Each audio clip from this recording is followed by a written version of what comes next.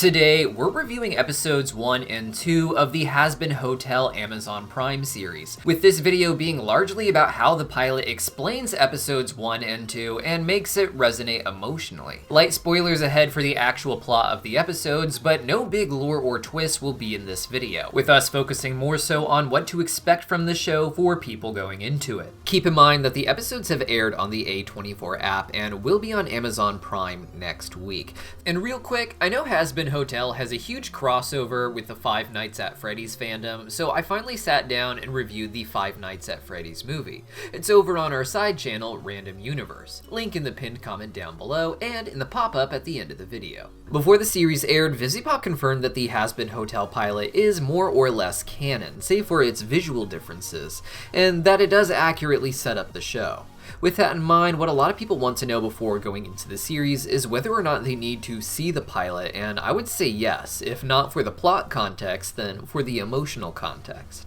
Episode 1 of the series proper does reintroduce us to the characters and the world, but not with the hype that went into most of the character introductions in the actual pilot. Like the pilot, the first episode begins with some cutout storybook imagery, this time focusing not so much on the annual extermination, but rather the story of Lucifer himself leading up to the advent of the annual extermination. I won't be going into any of the interesting approaches they went to with Lucifer's lore here, and instead be reiterating what you guys already know from before the show, which is that Lucifer was banished to hell for offering Adam and Eve the fruit of forbidden knowledge.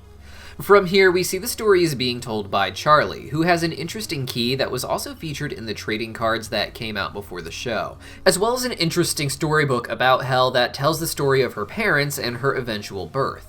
In the pilot, Lilith is presented as someone who is too busy to take Charlie's calls, having no interest in her project it seems, but Charlie acts like she is carrying on a special mission of her mother's by trying to run the rehabilitation center here in the actual series. This was a solid opening for the season for new people in particular, while also having cool background details that longtime fans will have fun picking apart, something I promised to do in tomorrow's video. But from here, it starts to feel a lot less like a first episode and a lot more like an episode 2, and that isn't a bad thing. In the pilot, Angel was introduced separately from Charlie, with his own funny look into his life before we even realize that he is associated with Charlie and her big news broadcasts. Alistair gets a shadowy appearance early on, then a more dramatic appearance later, with an entire backstory thrown in by Vaggie. Following his own introduction, he brings in Husk and Nifty, who both are given so much attention in such small amounts of time with how they are pulled into this weird situation. The first episode of the series doesn't do anything to try and reintroduce the characters with such depth.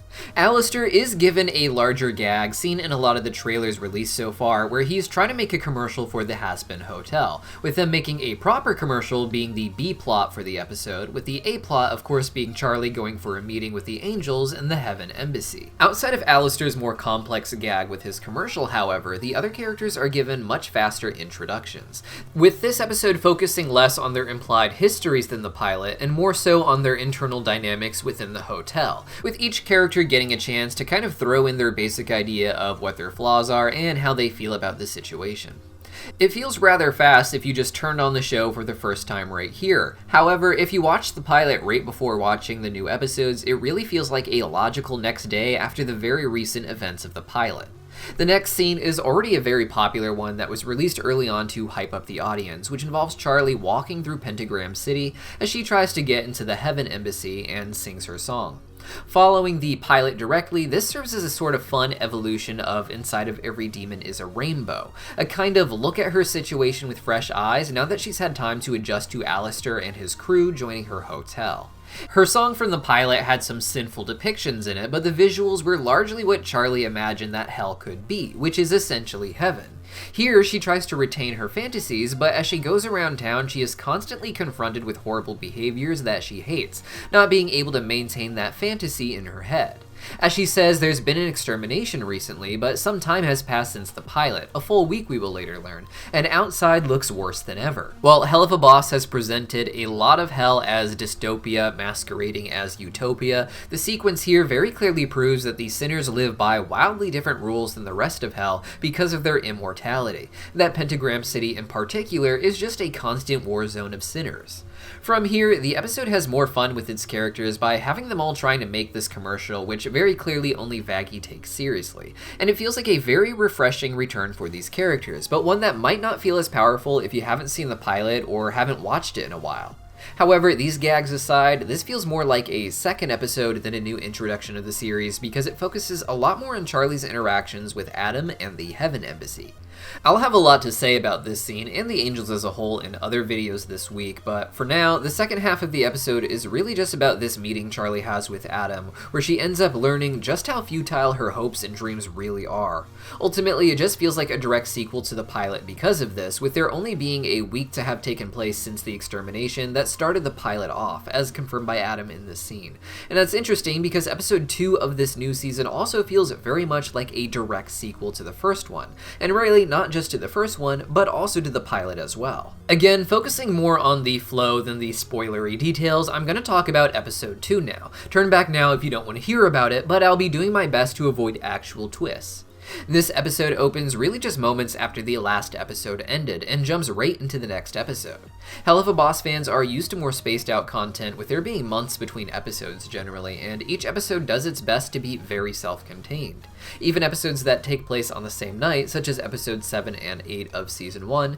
tend to have very self-contained stories, themes, and color coding to make each episode stand out. Here with Hazbin Hotel, the crew likely understood that even if episodes came out to a week like they do now, or even had managed to be spaced out to 8 weeks for each episode, the large majority of people would end up seeing Hazbin Hotel with a binge-watching experience once those 8 weeks were up and all the episodes were available, with those gaps being nothing compared to the months between Hell of a Boss episodes to begin with. As such, episode 2 doesn't just pick up where episode 1 left off, but really is best watched immediately after episode 1. And again, it doesn't just help to have watched the pilot right before episode 1, but it gives the episode a lot more of the emotional context you want as a fan, as well as just a basic understanding of the plot and why this character is returning. You see, the episode drops the twist brought up in the previous episode and jumps right into a new story of Serpentius returning to the hotel to attack Alistair again, acknowledging that they last battled just a week ago, the day after the extermination. Serpentius was a character that, according to early live streams, Vivziepop wasn't sure of the ultimate importance of, with him being claimed to be a one-off character to fill in some plot gaps in the pilot. Here in the series proper, it was known he'd become a member of the hotel due to the redesigned artwork featuring him as a main character, with his airship being crashed into the hotel. Without the pilot, most people will have zero context for Serpentius, which likely made for a rather funny episode, but having the pilot just adds more appropriate layers of his insanity. This isn't some guy who showed up to attack Alistair that Charlie decided to take in, but some guy who came back and did it again, and that Charlie still had the audacity to give another chance as a legitimate patron at the hotel. Personally, I think this helps shock the Angel Dust plot into motion, something a lot of fans have been waiting for since the Addict music video showed just how deep his story was going to go. Angel, of course, doesn't trust Serpentius, and while he normally wants to be the big problem the hotel has, he doesn't like seeing other people do that as well, and that helps him think a little bit more about what he wants out of the situation, it seems. The Serpentius story is of course only the B-plot, with the A-plot introducing us more closely to the three Vs and their history with Alistair, something that once again feels so much more mysterious with all its twists and turns when you already have the history of Alistair from the pilot. I imagine people who haven't seen the pilot won't really understand the significance of some of these revelations about Alistair, even with the information given to us about him in the show. The first 2 episodes with the pilot really set up the season pretty well, I think, and I'm looking forward to seeing where it can go. And for those who felt this video was a little vague, I just wanted to put out a little something that people could watch before the episodes to kind of help set their expectations. But for those who did see it, what did you think? And what are you most excited to hear me talk about this week? Leave your thoughts in the comments down below, and don't forget to check out my breakdown of the Five Nights at Freddy's movie and what it says about the Freddy fandom. See you guys there.